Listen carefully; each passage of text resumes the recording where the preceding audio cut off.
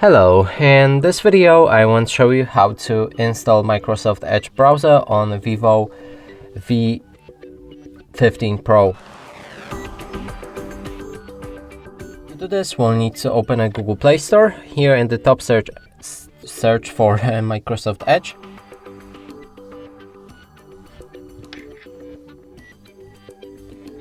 And install it.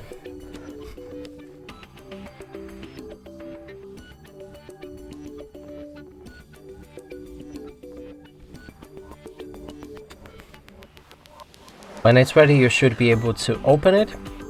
And here we can begin the setup. First thing you'll see is introduction that you can read through to learn some interesting features about this browser. I'm gonna skip it. Next is to customize a homepage with wallpaper, most visited sites, and a newsfeed. I'm gonna enable them all and proceed. Here, sign in to turn on synchronization between other browsers, and I'm gonna click Not Now. Set Microsoft Edge as a default browser.